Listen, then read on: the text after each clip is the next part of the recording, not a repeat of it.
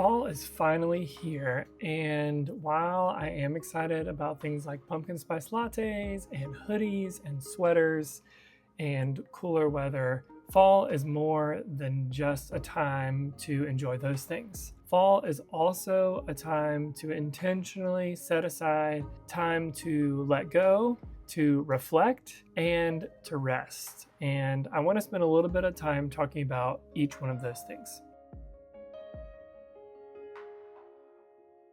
For the past couple of years, I've been experimenting with living with the seasons. In our modern society, this is not something we have to do at all, thanks to air conditioning and heating and electrical lighting and other technologies like that. We are able to live very comfortably pretty much all the time in the developed world. And as a result, we can pretty much enjoy what sometimes gets called an endless summer.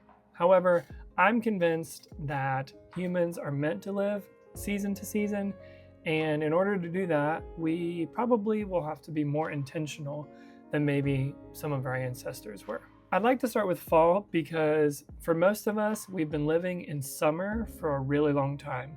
Constant activity, constantly trying to do more, be more, grow, develop, etc. And if you're anything like me, that can be exhausting. So before we can really get anywhere, we actually are probably going to have to receive what fall has for us to start, beginning with letting go. As I started to learn about the seasons, I took a look at plants. Now, I am not a biologist or a scientist by any means, but what I've learned about plants has taught me a lot about what I think we humans would benefit from learning from plants and the way they move through the seasons. When it comes to letting go, we often think about the leaves falling off of the trees. And what I found in some of my research is that leaves actually don't just fall, they're actually released through a very carefully controlled process. And that really got me thinking about how our human tendency is to really resist change. And we often don't let things go until something in our circumstances forces us to. And it made me wonder if a lot of the pain and the heartache that comes from letting go would be a lot less if we would choose to let go periodically, once a year. This might look like setting aside time to take stock of where we're at in life and think about what is working for us, what is not working for us, what might be some things that we need to give a little space to take a little break from. It's also helpful to note that fall is a transitional season. It's getting us ready for winter. And in winter, winds are a lot more strong and the conditions in general are a lot less hospitable. And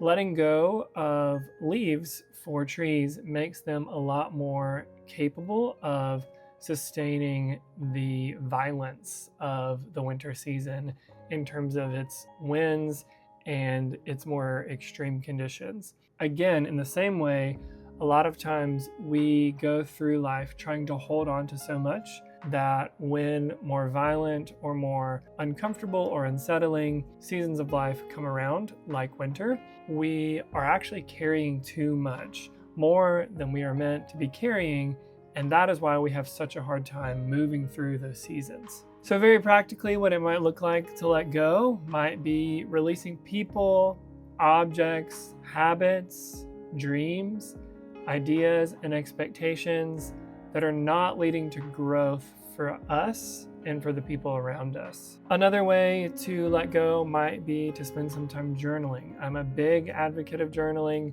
and there's a lot of research to support its effectiveness.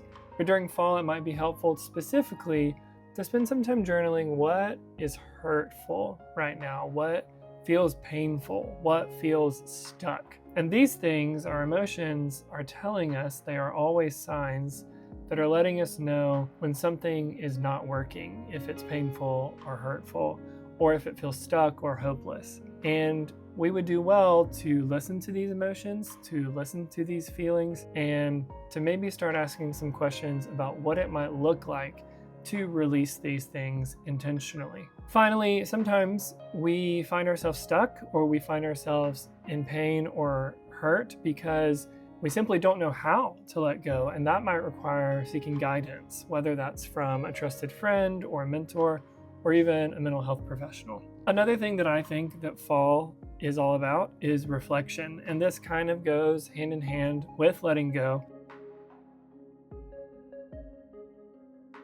During the fall, plants actually send sugars down to their roots so that their roots are strong enough to make it through the cold winters. In the same way, I think that fall and winter specifically are a really good time for us humans to spend some time reconnecting to our values. It's also worth noting that overwatering plants, specifically during fall, is dangerous because it can cause damage to roots. And so one of our tendencies tends to be, as humans, to kind of do too much and to give more than we really need, especially in these times of reflection. So reflection looks less like addition and more like subtraction. This probably is going to mean that we are doing less learning and doing less making sweeping changes, trying to fix our whole life, and more like simply noticing what is working and what is not working so well. It also might look like just reflecting on what matters to us, remembering why we signed up for the things that we've signed up for, why we chose the life that we're currently living. And all of these kinds of questions and reflections are really helpful to remind us why we do what we do, which sets us up long term to make better decisions and to feel more connected with ourselves and with whatever it is that we find ourselves doing day to day. Again, practically, journaling is going to be a recommendation here.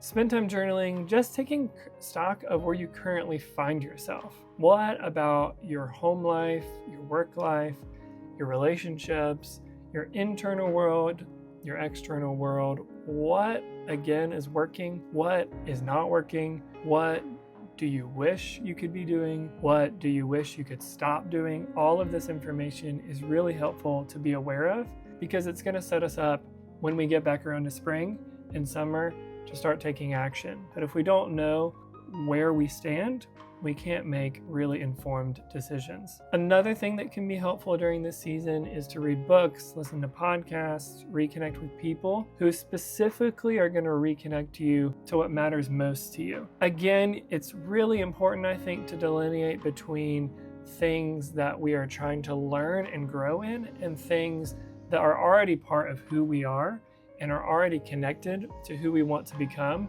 so that we are giving ourselves space to deepen those roots and reconnect to those values. I think we will know that we are moving in the right direction when it feels like being reminded of things that we've forgotten and remembering things that maybe seemed a little more clear to us.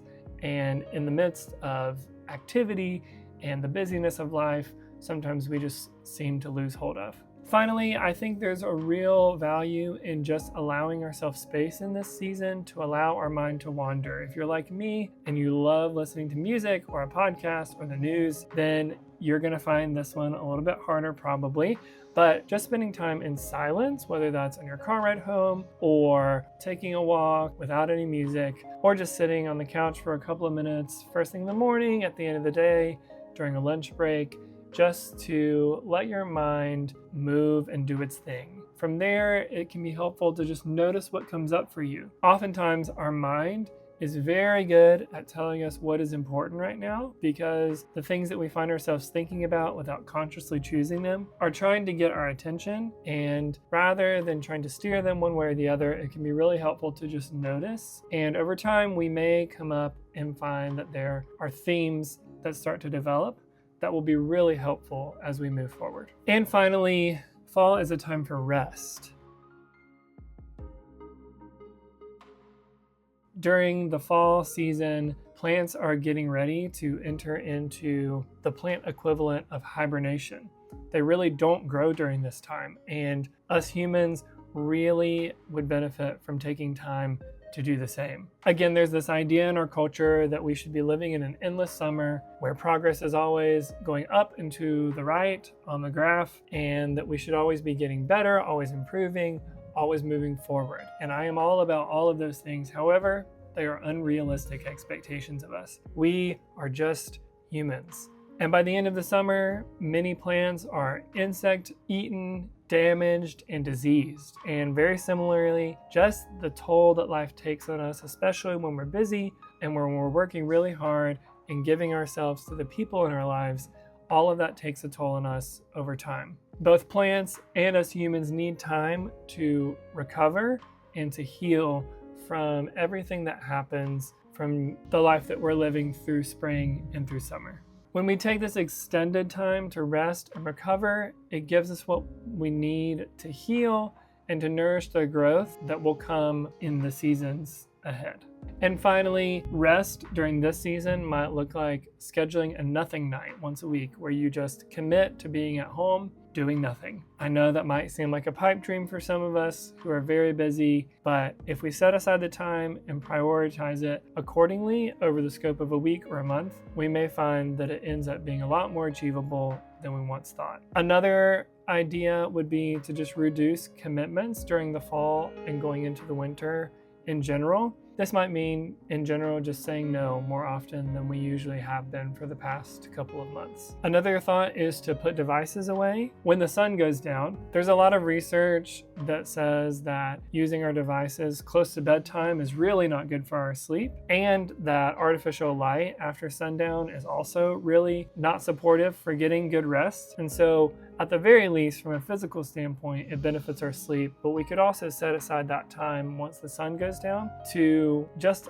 engage in things that are more restful. Another thing that might be helpful in terms of rest would be to avoid taking on new projects, whether that's at work or around the house, really allowing fall to be a time where we kind of avoid taking on anything new. And finally, of course, this might be a really helpful time to go and schedule a therapy appointment and just address the things in your life that might be making rest hard for you. Again, living in an endless summer is very, very challenging and it's unrealistic. But for many of us, we have tried our best to adjust. And a lot of times our maladaptive strategies and our coping mechanisms are only reinforcing these habits to keep them in place. And so it might take an outside perspective to help us recognize those and figure out how to do our first point of fall, let some of those go. Thank you so much for listening to me share some of what I'm thinking about as we move into fall this season.